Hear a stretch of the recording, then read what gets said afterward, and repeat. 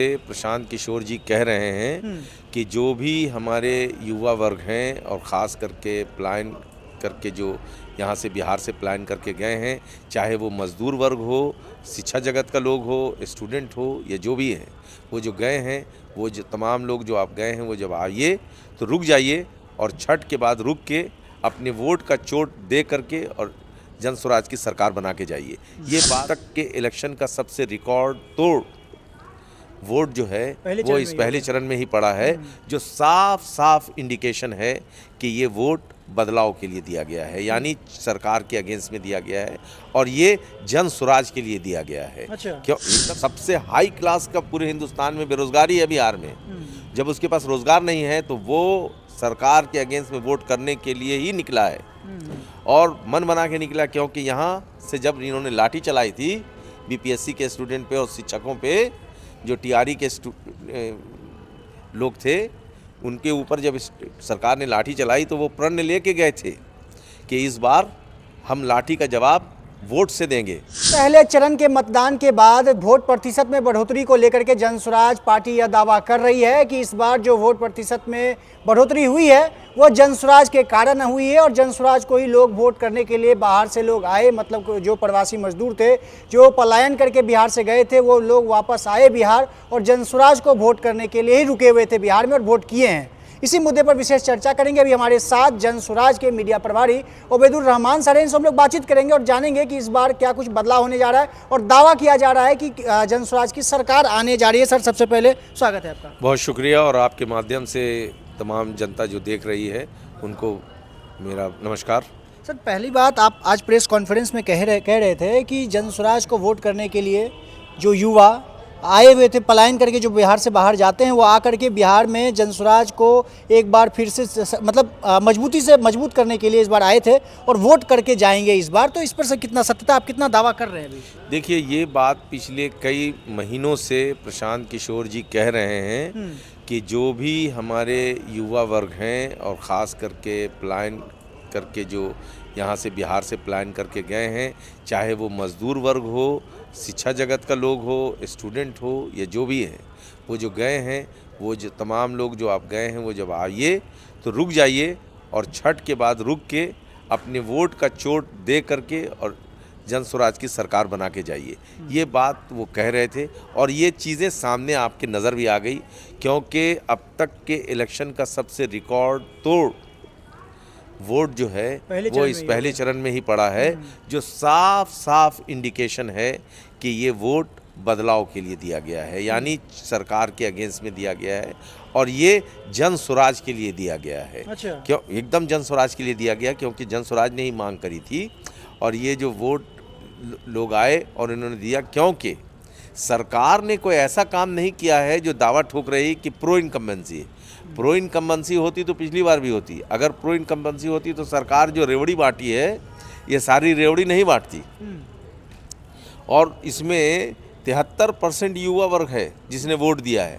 वो सब चूँकि यहाँ पटना में युवा तो परेशान है, सबसे हाई क्लास का पूरे हिंदुस्तान में बेरोजगारी है बिहार में।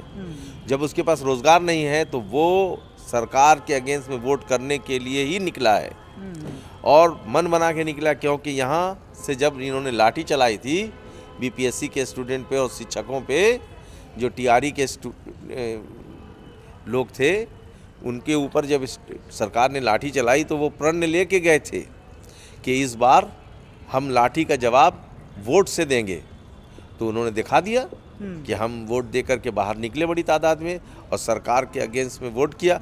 अब ये डर गए तो ये नई भाषा कहने लगे कि मेरी वजह से किया है। अरे आपकी वजह से किया होता तो ट्रेन क्यों रोक दिया, बंद कर दिया? जो आ रहे थे मजदूर तो उनको तो रोक दिया था इन्होंने। अच्छा।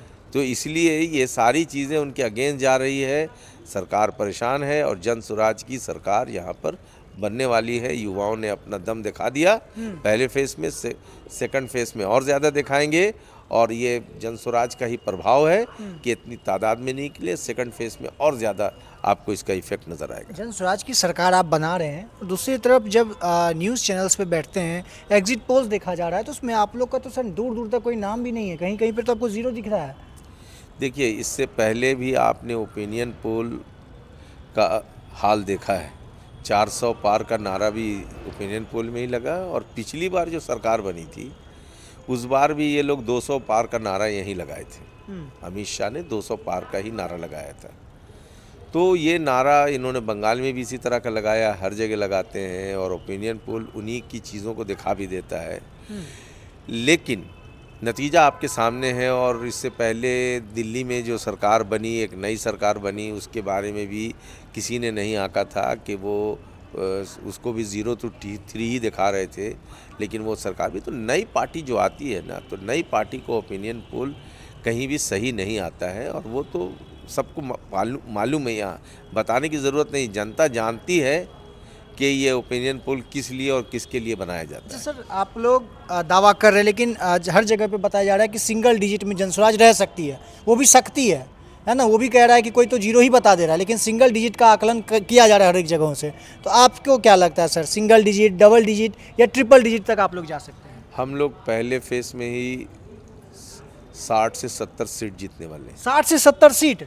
जी सर, 121 सीट में 60 से 70 सीट आप ही लोग? 70 सीट हम लोग जीत रहे हैं, क्योंकि हम लोगों को जहाँ भी आप देखिए, वहाँ पर जो लोगों में जहाँ पर हम गए हैं, हमने भी देखा है कि बड़ी तादाद में लोग निकल करके वोट कर, सब साइलेंट वोटर है। अच्छा, सब साइलेंट वोटर है, अंडर करंट है, चुपचाप जाके वोट दिया है, चुपचाप बस्ता छाप। यही नारा लग रहा था, हम जहाँ गए यही नारा लगा रहा था, चुपचाप बस्ता छाप। अच्छा, 60 से 70 अभी पहले चरण में है। अगले चरण में सर फिर कितना दावा करें, अगले चरण में क्या कुछ होने वाला है? अगले चरण में दोनों मिला के हम लोग आसान से सरकार बना लेंगे। सरकार बना रहे हैं आप ही सरकार लोग? बना रहे हैं एकदम बहुत आसानी से, बहुत अच्छे तरीके लालू से। यादव जी कह रहे हैं कि 14 तारीख को तेजस्वी ही मुख्यमंत्री पद का शपथ लेने जा रहे हैं। ऐसी बात वो 14 तारीख को 1400 बार बोल चुके हैं, अच्छा, लेकिन अभी तक तो बने नहीं है, और आगे भी बनने की कोई संभावना नहीं है दूर दूर तक।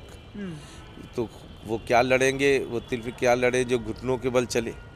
तो घुटनों के बल चल रहे हैं पहले से, अच्छा, किसी के ऊपर सवारी के साथ चल रहे हैं।